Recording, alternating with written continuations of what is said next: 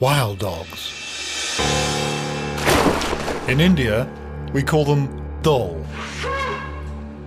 In an ancient Indian language, it means reckless and daring. Strategy, teamwork, speed. These pack hunters are one of the most efficient killing machines in the Indian forests.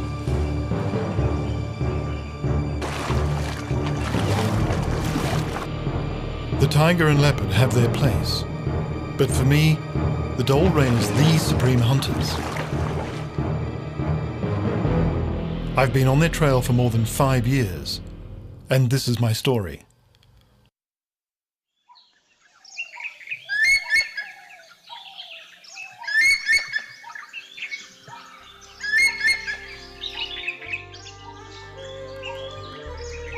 I am Krupaka. I've been filming in the forests of the Nilgiri Mountains for over 15 years. I like to think of them as my own backyard, all 5,000 square kilometers.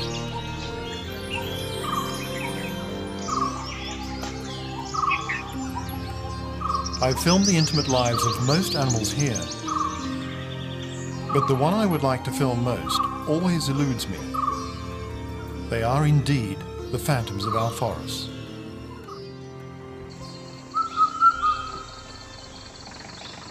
Although I've been following the dhole for the past 5 years, I never had much success. On a good day, I could find the dogs. On a very good day, I could film them at a distance. But I could never get close. I was failing and desperate. But one man was about to enter my life and change everything. One of the local tribes here is called Kadu Kuruba. Although they've always been forest dwellers, their traditional skills now reside with just a few. I'd heard their leader was one of the best trackers in the Nilgiris. His name was Bomber. He was a tiny fellow of about 4.5 feet. It seemed strange to ask for help from the very people who once helped to hunt the dhole for bounty. And they must have thought so too. But I felt I had nothing to lose, because this man was my last hope. With Bomber by my side, I begin to see the forest with new eyes. He makes it seem so simple, this man. The dogs have gone this way, sir. Bomber, how do you know it's not that way? They didn't go that way, sir. The dew is still on the grass. See?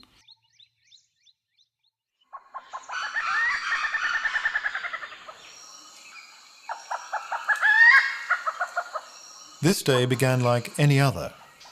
We'd been trekking for around 2 hours.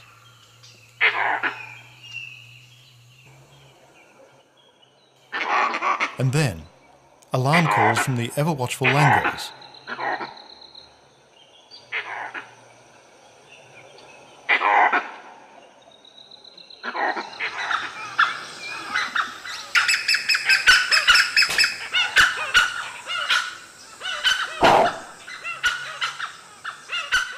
A pack of dholes have treed a leopard.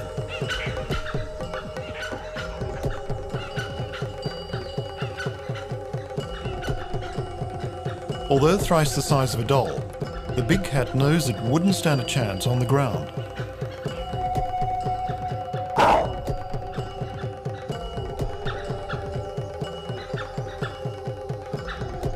The dhole's sheer audacity and courage, as usual, impresses me.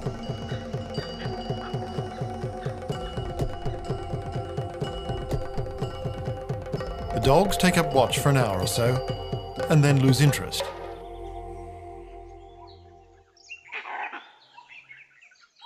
But the leopard doesn't move until long after the dhole have gone.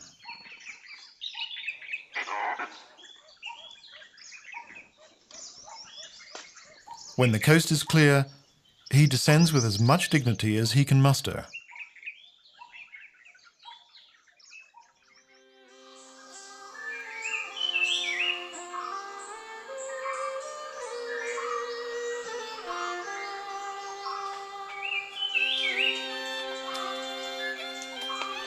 In just a few months, Bomber and I have come a long way. We're able to track down the dhole more often, and I'm learning new skills from him every day.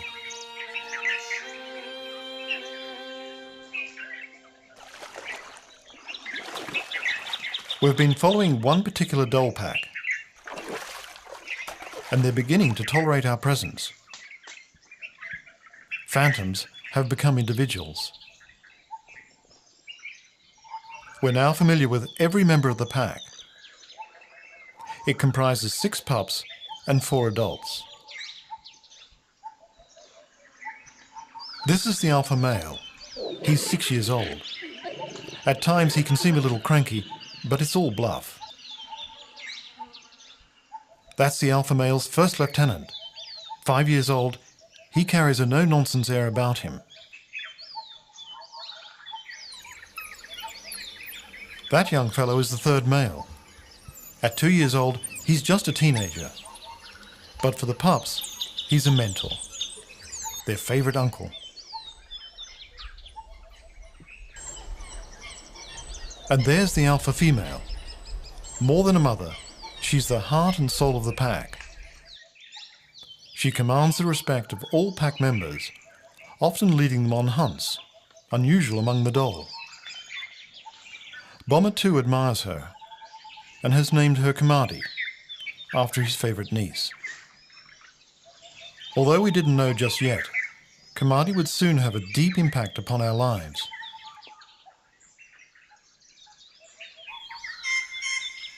It's late morning, and the dogs take their siesta. The dhole dislike the heat of the sun intensely, and whenever possible, they keep to the shade. It's crucial to conserve energy for their high-speed hunts.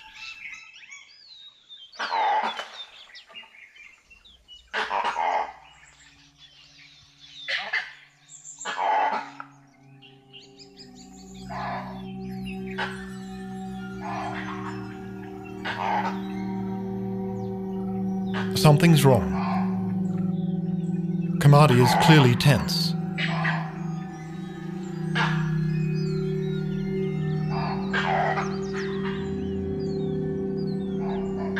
An enemy is on the prowl nearby.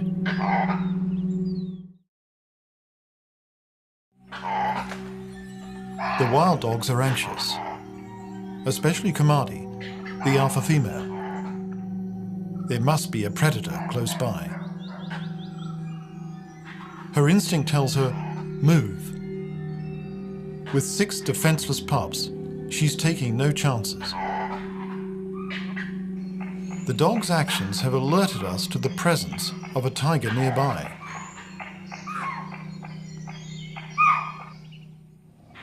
And Kamadi is not the only one who knows. The elephants too have young to protect.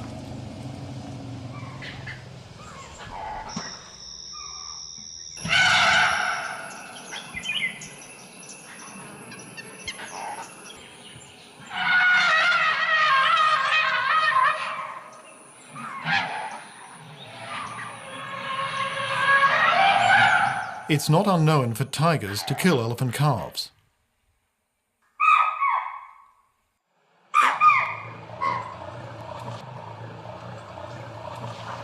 With the tiger circling, the herd is clearly nervous. They move away, only to blunder into the dhole.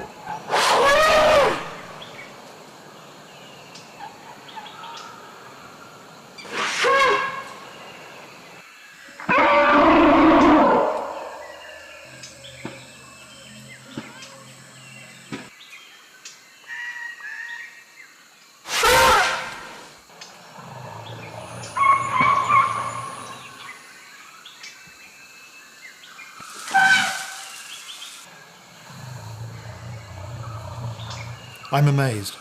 I know all too well what it's like to be chased by an elephant. But still, the dhole are so carefree.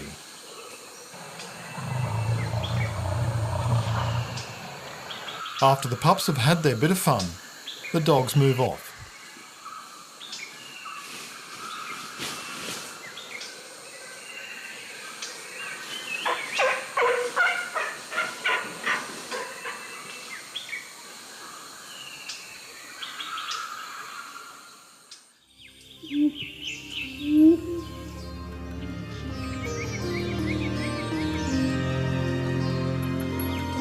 With our dhole's territory ranging over 80 square kilometres, it's been incredibly difficult to follow the pack.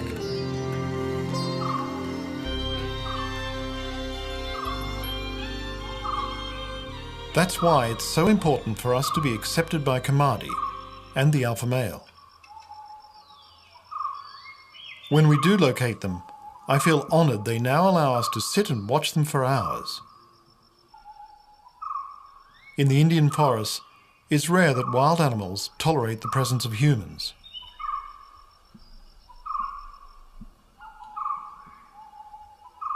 All wild animals have good reason to be wary of man, but more so the dhole. During the British rule in India, dhole were branded as vermin. The dhole were seen as little better than rabid dogs, decimating the game animals the British wanted to kill. The dhole was slaughtered mercilessly. In fact, they carried a bounty on their head until late into the 20th century. The fact that the dhole had evolved over millions of years in these forests meant nothing. Eventually, it was understood they had it all wrong, and the dhole were released from their death sentence just prior to extinction. Today, they are protected by law and thriving.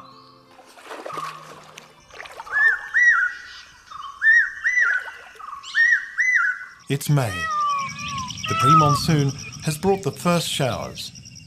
The days are hot and sultry. But beneath the canopy, the forest is greening after the long dry season. The youngsters are now 6 months old. The growing pups are always hungry, and they're demanding food again.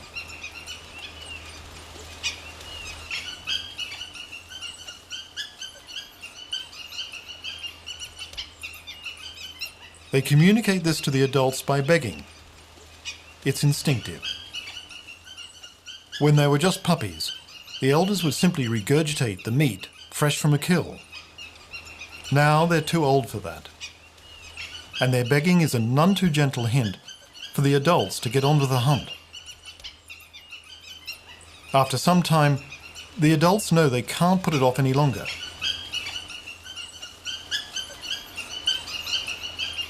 Kamadi makes the decision, and the pack sets off.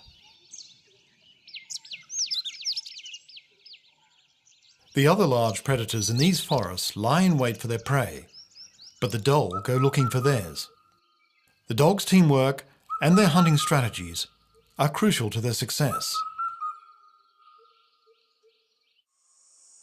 Several kilometers later, they target their victim. This time it's their favorite game, chittle or spotted deer.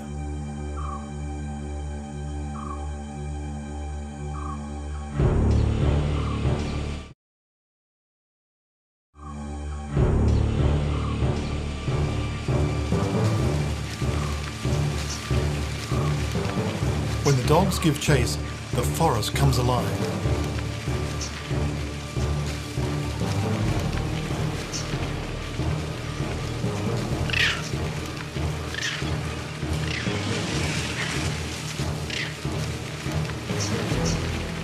The dogs literally run their victim to exhaustion through a high-speed chase. Us too. It's happening close by. They've cornered a stag. The desperate gasping of the stag directs us, but the battle itself is obscured.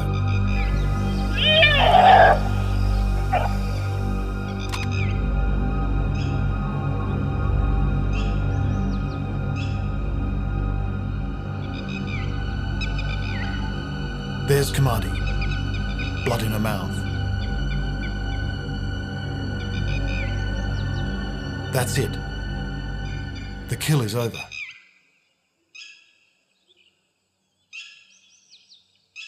Kamadi hears the first lieutenant calling to the pups who are waiting in the wings.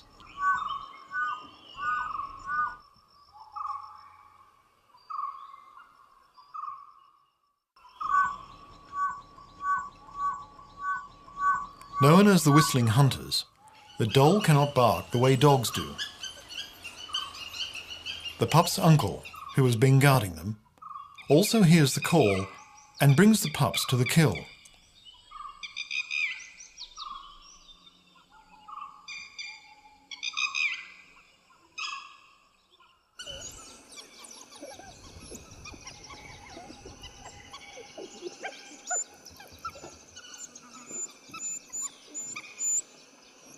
The adults let the pups eat first.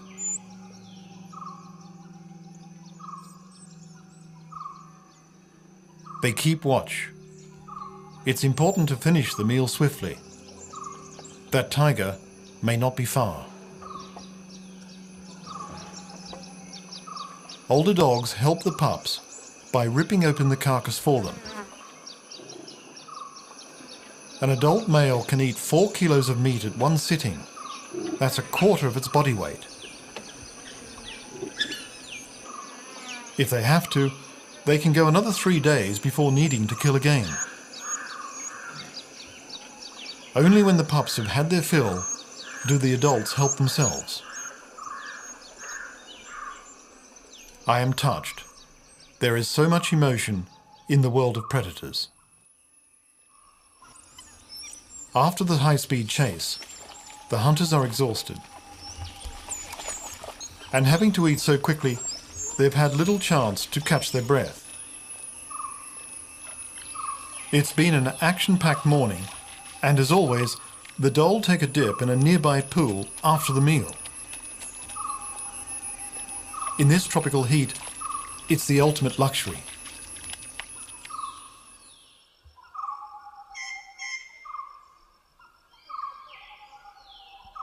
Kamadi seems to have been seriously injured during the hunt. Her back's been opened up by a stag's antler. The whole pack is concerned, and so are we.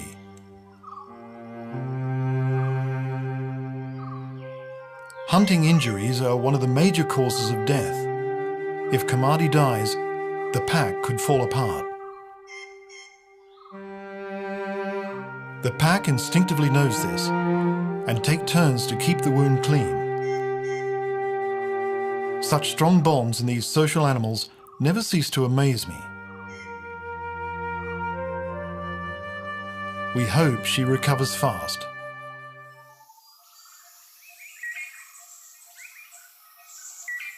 The pups are 7 months old. They're eager to participate in the hunt. Even their play seems to be part of their training.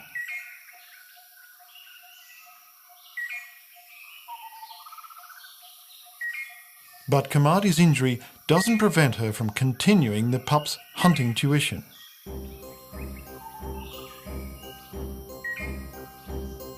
Today, the lesson is how to approach large prey. In this case, a gaur, one of the largest wild cattle species on Earth.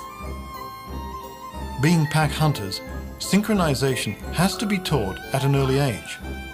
The dholes surround the victim, charging and striking from different angles at different times. The aim is to confuse and panic the prey, creating an opportunity to attack the animal's vulnerable parts. The prey's only defense is horns and hooves, both of which can inflict lethal injuries. The dhole are trying to separate the calf from its mother. Later in the day, when the pack embarks on a serious hunt, the pup's enthusiasm throws the whole show into chaos.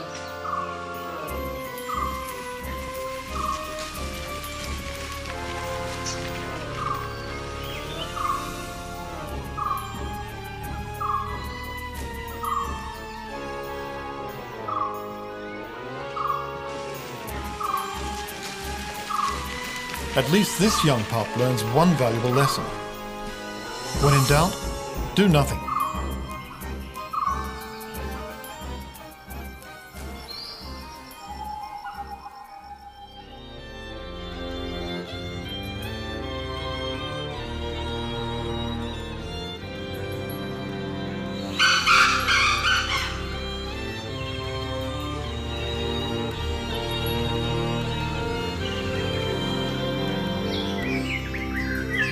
After all these years, I still relish every inch of the forest.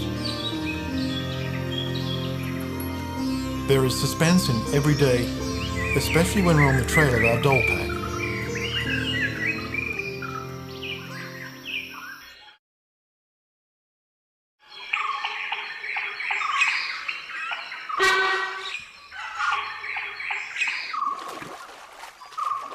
It was the alarm call of the sambar deer that first caught our attention.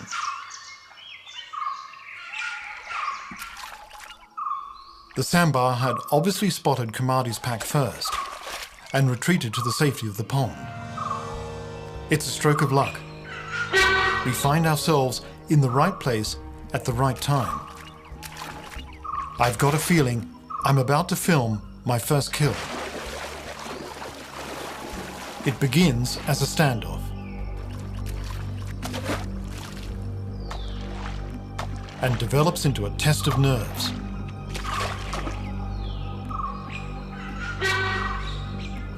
If the sambar can manage to stand their ground in knee-deep water, they'll most likely keep the dogs at bay. But the dogs continue to harass the sambar. They're hoping to separate a nervous animal and push it into deeper water.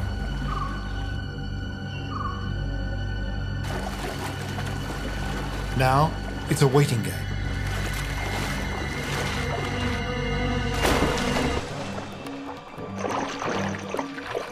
And the game pays off. Kamadi dives in. A panic-stricken fawn has broken away.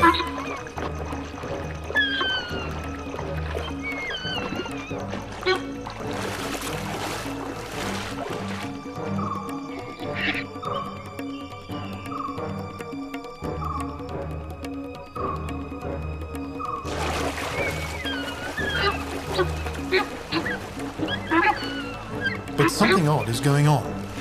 Kamadi has given up. And so has the rest of the pack. What's happening? They're leaving.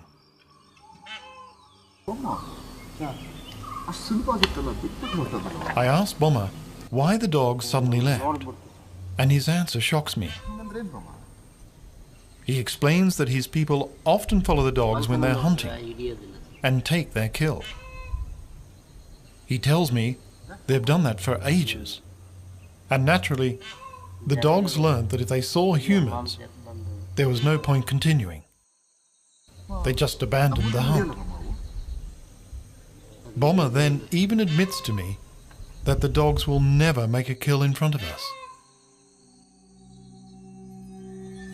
And then I remember something.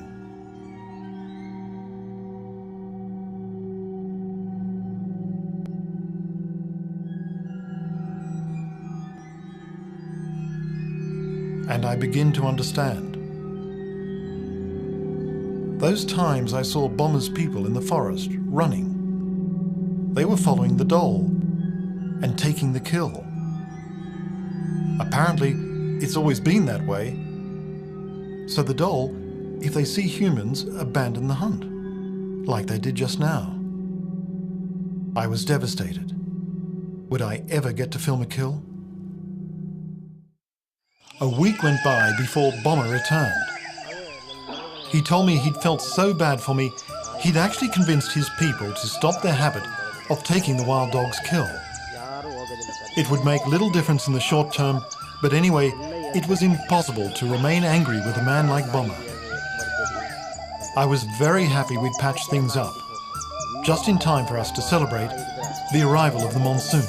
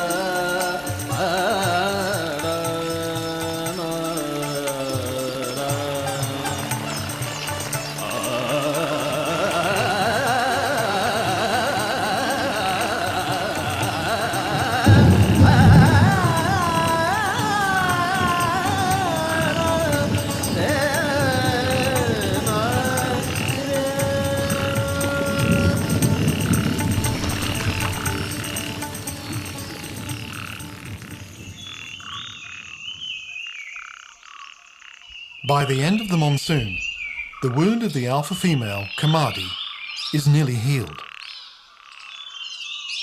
It's a huge relief for Bomber and I. But September is also a crucial month for the doll, and this brings new problems for Kamadi. This is a time of turmoil for the doll, because this is the beginning of the breeding season. It becomes evident that we're not the only ones following the pack. Two strangers, both young adult females, have strayed into Kamadi's territory. The doll have an unusual breeding pattern.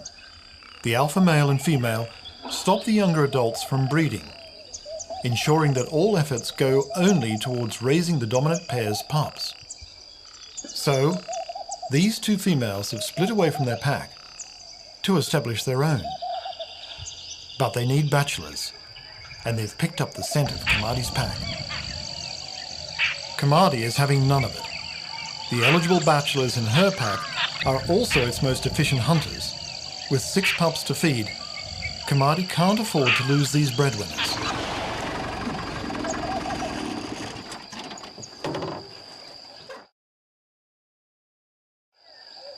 The females persist.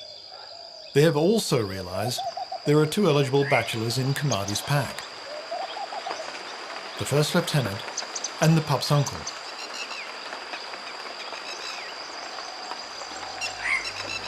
They have strayed tantalizingly close to the pack today. I hold my breath as Kamadi approaches them. She looks determined.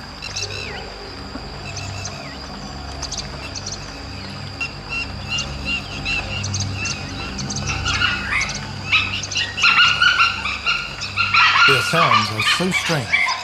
I've never heard anything like this before. I wonder what's happening to the females.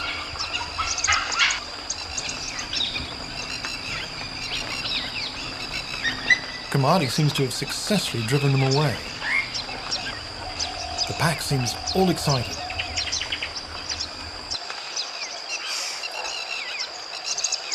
But one female is not giving up. She's back. She's probably ensuring the bachelors get the message loud and clear.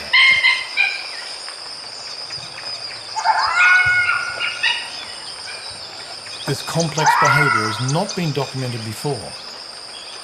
I feel privileged, but also apprehensive. These twin seducers could split Kamadi's pack.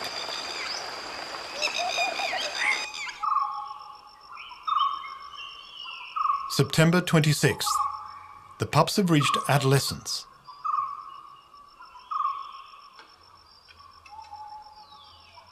Kamadi is coming into estrus. Having seen off the 2 females, she flirts with the first lieutenant. It's classic alpha female behavior. It's called pseudo-mating, where Kamadi won't allow penetration. But it may dissuade the adult males from leaving her pack. She also has to keep the alpha male happy. Kamadi will mate only with the alpha male. They'll couple several times over the week until she conceives. The gestation period is about 60 days. The first lieutenant and the uncle sit by. All they can do is bide their time.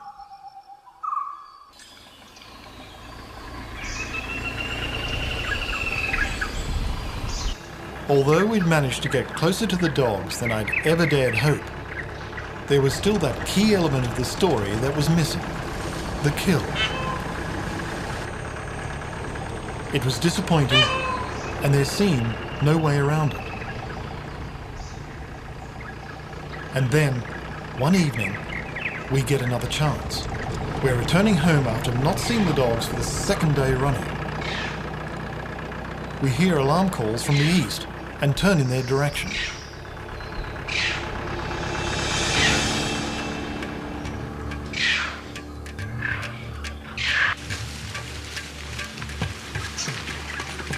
We haven't a chance on foot.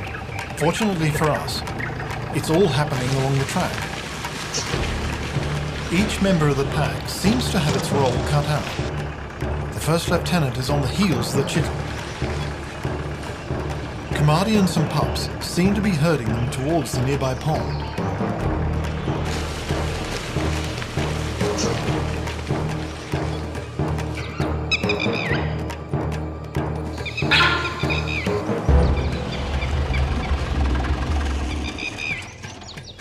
By the time we catch up, the alpha male and the other pups have already taken up their positions around the pond.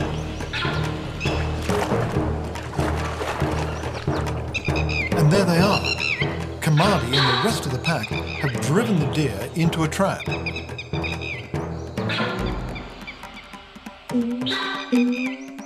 This time we keep low. I'm not taking a chance.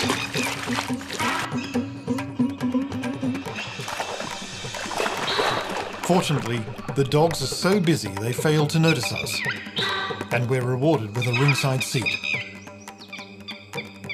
Kamadi has singled out a 2-year-old Chittle.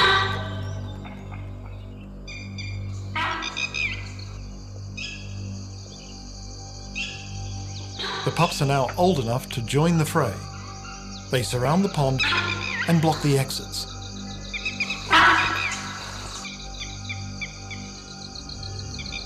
A group of sambar hears the commotion. They become unwilling spectators. The light is fading fast. As the Chittle approaches the sambar, seeking security in numbers, they mistake it for a dog and drive it back into the pond. It was exactly what the alpha male wanted.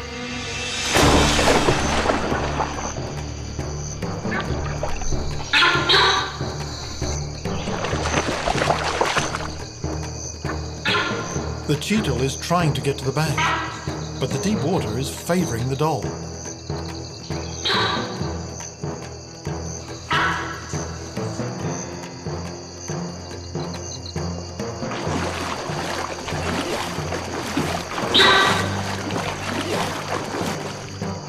The experience of the alpha male is shown. It terrorises the Chittle into swallowing water before the final strike. And there it is.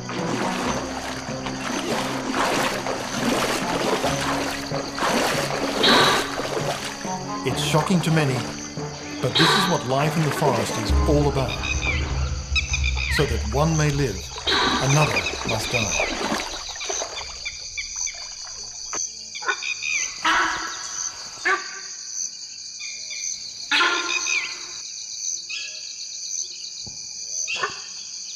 The whole drama has taken around 20 minutes, but to me, it feels like seconds.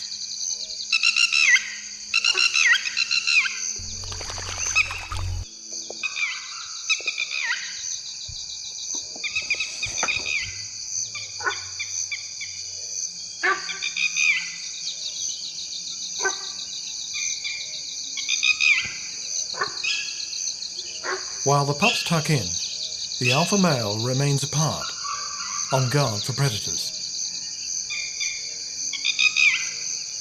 I want to thank him. Instead, we slip quietly and happily away.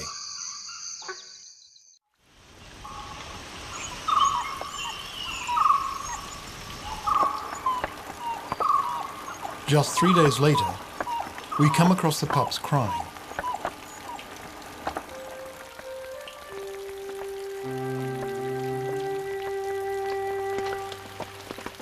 Something is seriously wrong. It takes some time to work it out. 2 males are missing. The inevitable has happened. The bachelors have been seduced by the 2 roaming females.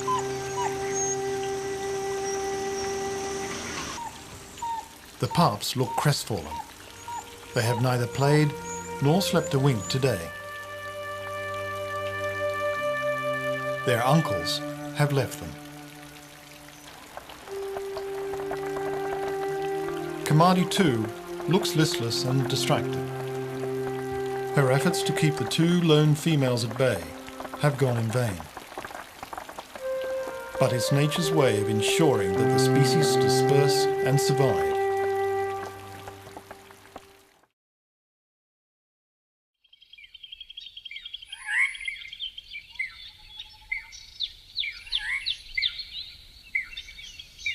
Early November. Great news. Kamadi is pregnant.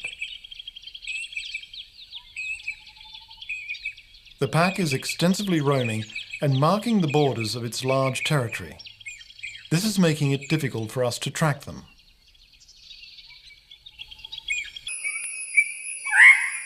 December 15th. After the highs of the past few months, the latest dilemma feels like a body blow. Kamadi and her pack have disappeared. We have not seen nor heard them for over a month. Their territory is around 80 square kilometres. We haven't a hope of searching such a larger area ourselves. Bomber, though, remains optimistic. He knows the dhole are very secretive when denning. Kamadi must have littered by now. It's a hard slog, but we just have to keep searching.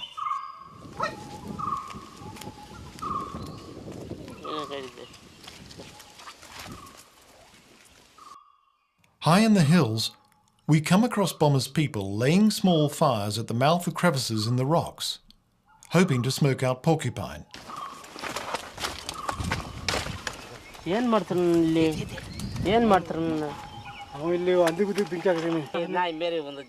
He pleads with them to stop, explaining they could stumble across the dhole den and disturb them.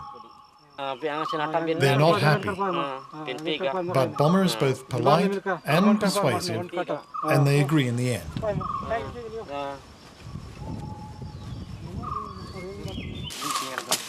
Just a few months ago, this kind of cooperation would have seemed inconceivable. In fact, it surprises Bomber even more than me. Now and then, we find what seems to be a clue, and then it leads nowhere. I realize just how lucky we've been until now.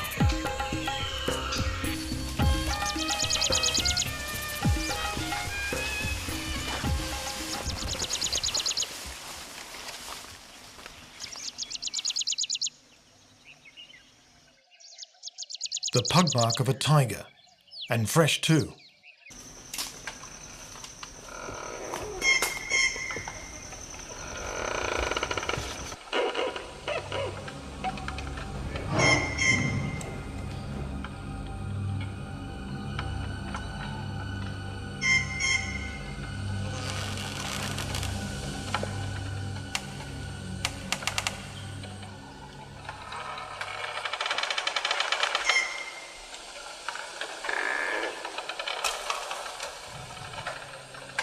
Bomber has spotted something. As I approach, I'm flooded with a sense of dread.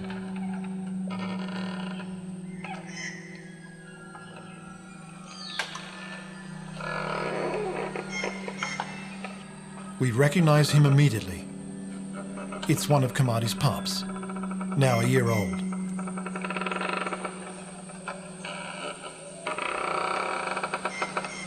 The signs of a tiger attack are clear.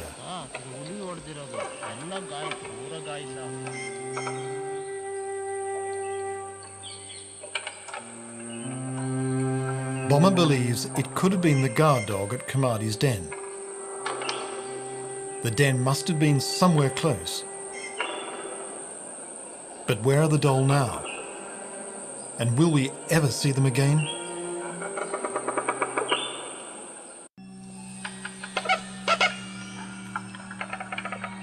The pup killed by the tiger has been a shocking discovery.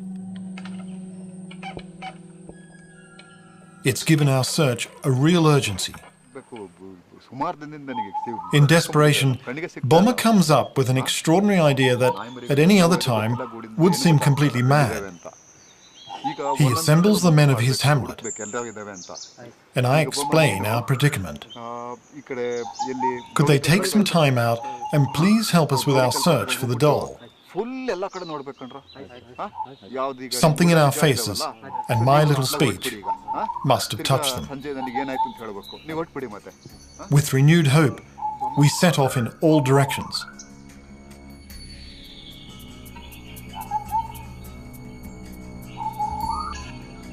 Bomber told us to begin our search on the perimeter of the forest. Experience told him that after the incident with the tiger, Kamadi wouldn't take any chances. She'd den where she knew tigers feared to roam. We are covering yet again the same ground, a few kilometers from where we found the dead pup.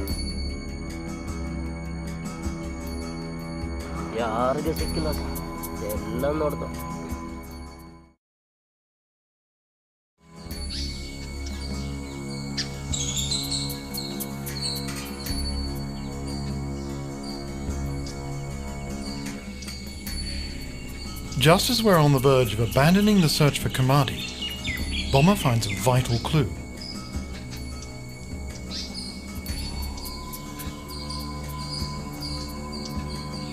Doll scats. The pack must be somewhere close by. Could this be it?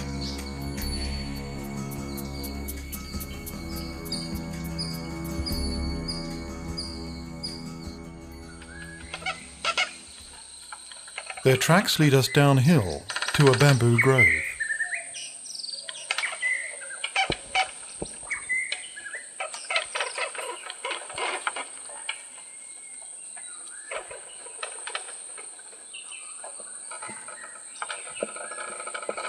Bomber sees him first, a guard dog.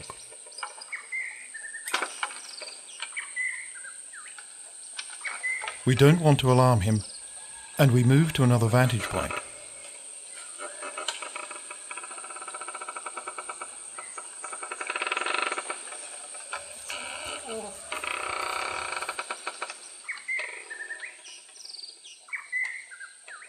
And then we see Kamadi herself.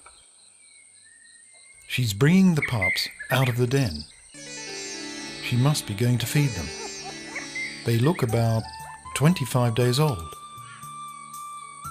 There's the alpha male. He's regurgitating meat for the pups. He picks out the bones and leaves just the soft meat.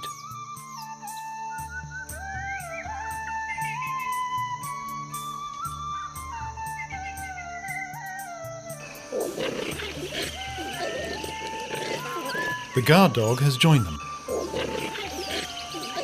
It's the pack's responsibility to feed him, even though there's a slight disagreement.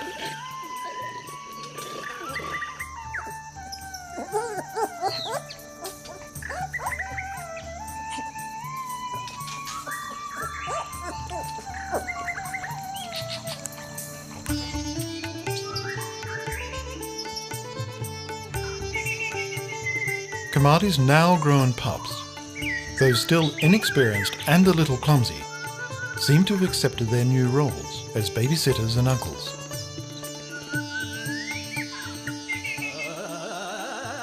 Words cannot describe what we feel at this moment.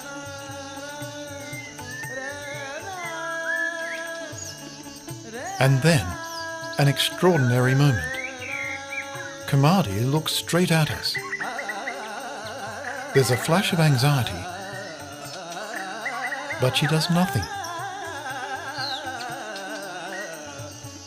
She must have recognized us.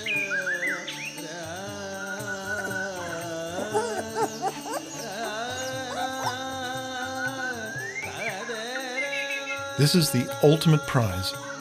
We've been truly accepted by a wild doll called Kamadi, and it makes our hearts swell with pride.